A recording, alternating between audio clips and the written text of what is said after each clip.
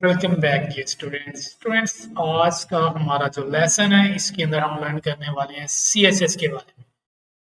Meaning to say that आपने अभी तक हमने जितनी भी स्टाइलिंग की है अपने एचटीएमएल एलिमेंट्स की वो हमने की है with the help of style attribute.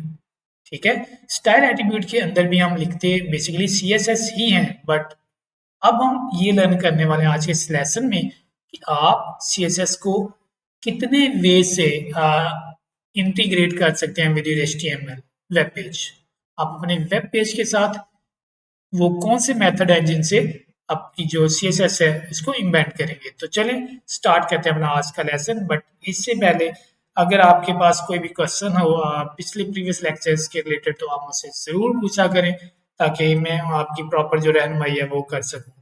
तो बिफोर दैट हम चलते हैं अपना प्रैक्टिकल से पहले हम जाएंगे अपने university.org पे और वहाँ पे हम चेक करते हैं जी कि हमारा इस वक्त जो आज कंटेंट हम लर्न करने वाले हैं वो कंटेंट या स्टडी मटेरियल कौन सा है। तो चलें चलते हैं university.org पे। यहाँ पे अब हम देखने वाले हैं हमारे पास जो ऑलरेडी हम कंटेंट आज लर्न करेंगे that is our HTML styles / CSS और सॉरी -CSS। यहाँ पे आप देख चुके हैं कि आपके पास ये जो स्टाइलिंग आप करेंगे अब आप HTML स्टाइल एट्रीब्यूट को यूज करके नहीं करेंगे, आप मजीद 3 मेथड सीखेंगे जिनकी मदद से हम अपने HTML वेब पेज के अंदर CSS को इम्बेड कर सकते हैं। तो नंबर 1 पहली बात what is the CSS। CSS है क्या? CSS में आपको बताता चलूँ, CSS एक कैस्केडिंग स्टाइलिंग शीट है। आप CSS को कह सकते हैं कि ये जस्ट आपके वेब पेज को ब्यूटीफुल बनाने के लिए, स्टाइल ऐड करने के लिए, उसके अंदर टेक्सचर क्रिएट करने के लिए CSS आप इम्प्लीमेंट करते हैं। जितनी भी वेबसाइट्स हैं, जितने भी ऑपरेटिंग सिस्टम्स हैं, जितने भी आपके पास मोबाइल ऐप्स हैं, उनके अंदर स्टाइलिंग के लिए आप HTML के साथ CSS ही यूज़ करते हैं। तो पहली बात तो ये हमारी होगी कि CSS जो है हमारी कैस्केडिंग स्टाइलिंग शीट है, यानी CSS की जो फुल फॉर्म है that is cascading styling sheet. अब हमने पढ़ना है जी कि CSS को ऐड करने के हमारे पास कितने मेथड हैं। हमारे पास CSS को ऐड करने के बेसिकली 3 मेथड्स अवेलेबल हैं। ठीक है, फर्स्ट मेथड है जी आपका इनलाइन CSS। इनलाइन CSS के लिए हम क्या करते हैं, हम जस्ट स्टाइल एट्रीब्यूट यूज करते हैं अपने HTML एलिमेंट के हेड सेक्शन में। ठीक है, वो मैं आपको ऑलरेडी जो हम वर्किंग कर रहे हैं that is our inline CSS। उसके बाद हम जो अभी पढ़ने वाले हैं that is our internal CSS। Internal CSS में क्या होता है स्टूडेंट्स? इंटरनल CSS में आप आपका जो हेड सेक्शन होता है आपके वेब पेज का, उसके अंदर आप स्टाइल टैग यूज करते हैं, उसके अंदर फिर आप स्टाइलिंग करते हैं। ठीक है, सिमिलरली आपके पास एक एक्सटर्नल CSS होती है, एक्सटर्नल फाइल, इसमें आप क्या करते हैं, एक एक्सटर्नल जो CSS फाइल है वो क्रिएट करते हैं। जैसा कि मैं आपको ऑलरेडी बता चुका हूं कि हम CSS को 3 मेथड से, 3 वे से इंटीग्रेट करेंगे अपने HTML वेब पेज के साथ। और यहाँ पे ये जो 3 मेथड्स हैं, ये जो 3 वेज हैं, इनके नाम क्या है? फर्स्ट ऑफ ऑल एक आपकी इनलाइन CSS है, सेकंड आपकी इनलाइन CSS के बाद जो सेकंड आपकी CSS है दैट इज इंटरनल CSS और थर्ड वाली एक्सटर्नल CSS। चलिए अब हम इनको वन बाय वन इम्प्लीमेंट करके देखते हैं प्रैक्टिकली। मैं आपके साथ शेयर करता हूँ मेरा जो VS कोड है। VS कोड के अंदर हम क्या करेंगे, अपना न्यू पेज क्रिएट करेंगे और यहाँ पे हम लिखेंगे HTML CSS। मैंने इसका नाम दे दिया। अब यहाँ पे फॉर एग्जांपल आपके पास एक हेडिंग है, तो हेडिंग पे हम लिखते हैं जी वी आर लर्निंग अबाउट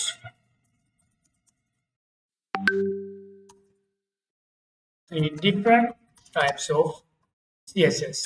हम 3 डिफरेंट टाइप्स की CSS के बारे में पढ़ने वाले हैं। यहाँ पे हम एक पैराग्राफ ऐड करते हैं और इसके अंदर हम लिखते हैं, यहाँ पे हम लिखेंगे we have 3 different types of CSS and now we are going to learn about it। Okay, मैंने ये पैराग्राफ को, मैं इसको जस्ट कंटेंट को कॉपी करूंगा एज यूजुअल, जो कि मैं आप लोगों को बताता हूँ कि for the saving of time हम इस पैराग्राफ को क्रिएट करने के लिए एक लाइन लिख के उसको मल्टीपल टाइम्स हम इसको पेस्ट कर लेंगे।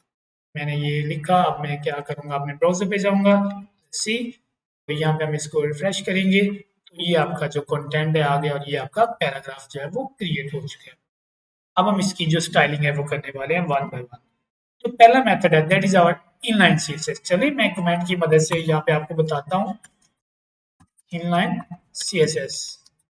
इनलाइन सीएसएस लिखने के बाद इसको मैंने कमेंट कर दिया कि आपको कमेंट्स का पर्पस भी समझ आ जाएगी और साथ में हमें ये थोड़ी सी रिमेंबर भी ये चीज़ रह जाएगी कि इनलाइन सीएसएस क्या है। इनलाइन सीएसएस के लिए आप आपका जो एचटीएमएल हेड सेक्शन है उसके अंदर आप अपना जो है स्टाइल एट्रीब्यूट पास करते हैं।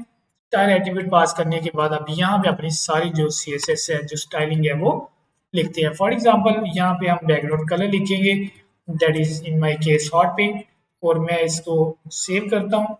उसके बाद मैं इसको थोड़ी सी पैडिंग दे देता हूँ, पैडिंग इज अवर 10 पिक्सल्स, ठीक है। और उसके बाद मैं इसको थोड़ा सा बॉर्डर रेडियस दे देता हूँ that is in my case 20 pixels. मैंने इसको सेव किया तो मैं इसको देखता हूँ कि मेरा टेक्स्ट जो है किस तरह का, तो ये मेरा जो हेडिंग है ये इस टाइप की शो होने लग गई है। अच्छा जी, मैं इसको क्या करूँगा, मैं इसको करता हूँ टेक्स्ट अलाइन में इसको सेंटर कर देता हूँ। टेक्स्ट अलाइन प्रॉपर्टी क्या करेगी, आपका जो टेक्स्ट है इसको सेंट्रलाइज कर देगी। तो आप देखिए आपका जो टेक्स्ट है सेंट्रलाइज हो गया है। मैं इसको थोड़ा सा जूम आउट करता हूँ ताकि आपको सही इसका डिस्प्ले नजर आए। अब ये जो CSS है हमारी, ये हमने जो स्टाइलिंग की है ये हमने किया है by using inline CSS। Similarly अब हम लर्न करने वाले हैं अबाउट आवर इंटरनल CSS। ये इनलाइन CSS है। अब यहाँ पे हम जो लिखने वाले हैं ये है जी हमारी इंटरनल CSS। मैं इसको भी क्या करूँगा, कमेंट कर दूंगा ताकि आपको आइडिया हो जाए। कमेंट कर दिया। यहाँ पे मैं अब क्या करूँगा, स्टाइल टैग यूज करूँगा। अब जितनी भी आपके पास स्टेटमेंट है, जितने भी आपके पास स्टाइलिंग है, जो भी आप स्टाइलिंग के लिए कोडिंग करने वाले हैं वो आप इन दो स्टाइल टैग्स के दरमियान करेंगे। अब यहाँ पे जो इनलाइन और सॉरी इंटरनल और एक्सटर्नल सीएसएस का मेथड है, इसमें आपके पास फर्स्ट ऑफ ऑल आपको पता होना चाहिए कि आपके पास एक सिलेक्टर होना चाहिए। आपने सिलेक्ट किसको करना है, तो देखिए मेरे केस में अगर मैंने ये पैराग्राफ को सिलेक्ट करना है तो आप इस पैराग्राफ को इसका नेम देंगे, टैग का नेम। टैग का नेम अब आ गया मेरे पास, सिलेक्टर का नेम आ गया पैराग्राफ। उसके बाद आपने करली ब्रेसेस लगा दी। यहाँ पे आपने सारा जो आपका कंटेंट है, सारा जो कोडिंग है स्टाइलिंग की वो यहाँ पे आप लिखेंगे, ठीक है। मैं वंस अगेन आपको बता दूं, आपने पहले लिखना होता है जी आपका सिलेक्टर, सिलेक्टर के बाद करली ब्रेसेस और उसके बाद आपने करली ब्रेसेस के अंदर अपनी जो स्टाइलिंग है वो पास आउट करनी होती है।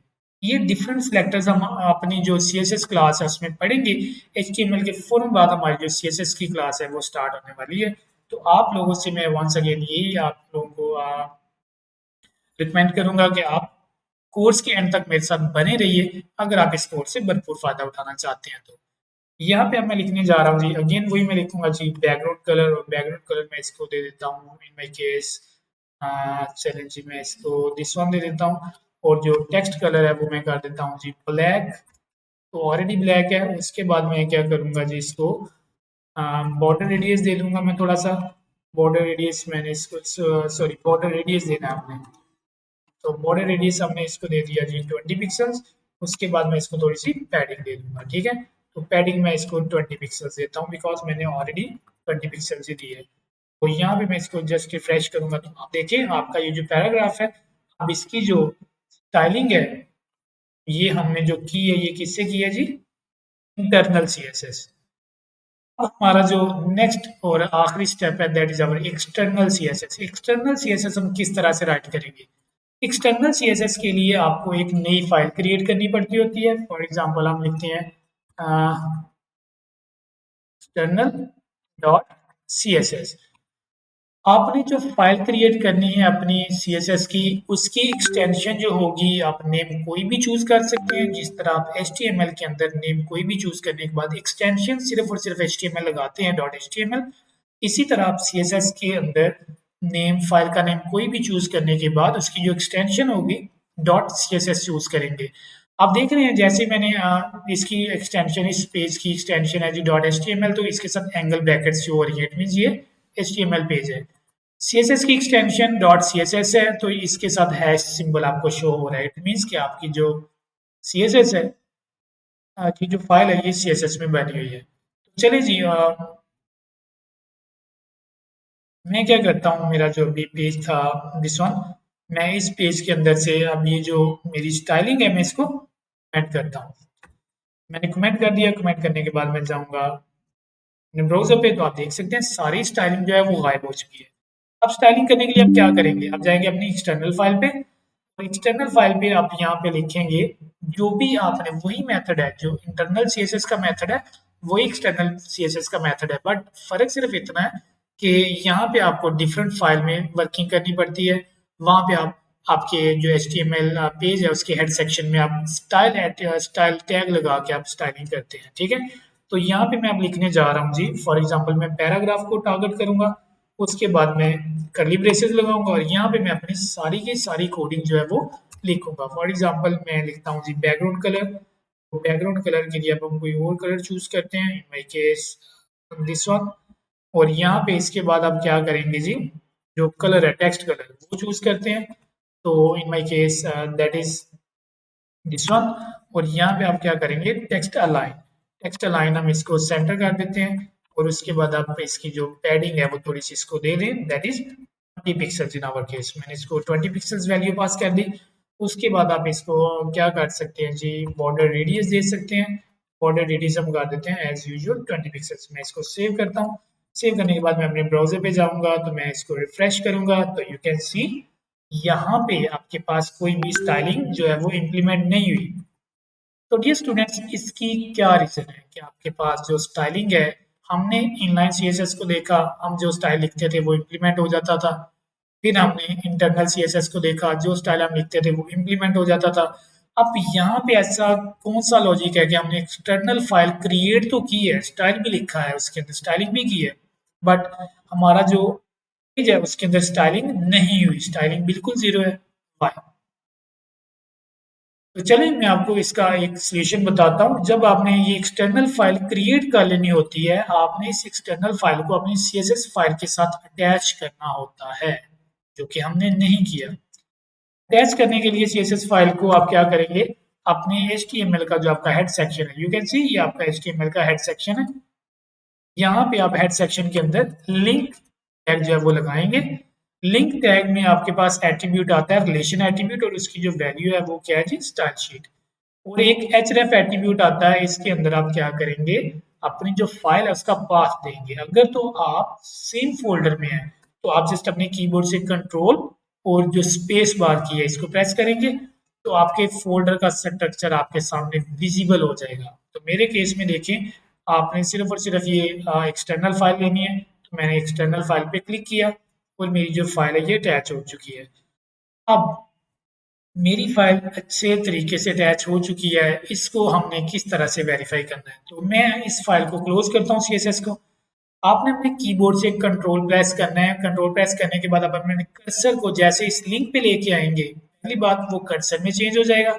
और आप जब इसके ऊपर क्लिक करेंगे, कीप इन माइंड कीबोर्ड से आपने कंट्रोल की प्रेस करके रखनी है, फिर इस पे लिंक पे आगे जस्ट लिंक को क्लिक करना है। तो आपकी अगर ये फाइल ओपन होती है तो इट मीन्स आपकी सीएसएस जो है वो सीएसएस फाइल एक्यूरेसी के साथ अटैच हो चुकी है। अगर ये नहीं अटैच, लिंक ओपन नहीं होता, तो इट मीन्स आपकी फाइल अटैच नहीं हुई। तो चलिए जी, फाइल अटैच हो चुकी है, ये इसके अंदर स्टाइलिंग हो चुकी है। अब चलते हैं अपने पेज के ऊपर और चेक करते हैं। तो यू कैन सी आपकी पेज के अंदर जो स्टाइलिंग है वो विजिबल हो चुकी है। तो डियर स्टूडेंट्स, आज का जो हमारा हमने अभी तक यूजिंग हमने किया जी, सीएसएस यूज किस तरह से करनी है, हमने इनलाइन सीएसएस पढ़ी है, हमने इंटरनल सीएसएस पढ़ी है, हमने एक्सटर्नल सीएसएस पढ़ ली है, और उसके बाद हमने लिंक ये पढ़ा है कि आप किस तरह से अपनी जो एक्सटर्नल सीएसएस फाइल है उसको लिंक किस तरह से करेंगे। तो डी स्टूडेंट्स, ये लेसन आपके लिए I am sure as usual ये बहुत ज़्यादा इंफॉर्मेटिव रहा होगा। आपने इस लेसन से बहुत बेनिफिशियल चीज़ें जो है, बेनिफिशियल मटेरियल जो है वो आपने लर्न किया होगा। मज़ीद अच्छी-अच्छी वीडियोज़ के लिए आप university.org के साथ बने रहिए। इस कोर्स के एंड तक बने रहना बहुत ज़रूरी है। अदरवाइज़ आप कभी भी फ्रंट एंड डेवलपर जो है वो नहीं बन पाएँगे, बिकॉज़ अगर आप ये इस कोर्स को बीच में ही छोड़ देंगे तो आपको सर्टिफ़िकेशन भी हम नहीं प्रोवाइड करेंगे और आप इस कोर्स के ऊपर जो आपकी ग्रिप है वो भी स्ट्रॉन्ग नहीं होगी। तो चलें जी, इंशाल्लाह अगले लेक्चर में फिर मुलाकात करेंगे, तब तक के लिए अल्लाह हाफ़िज़।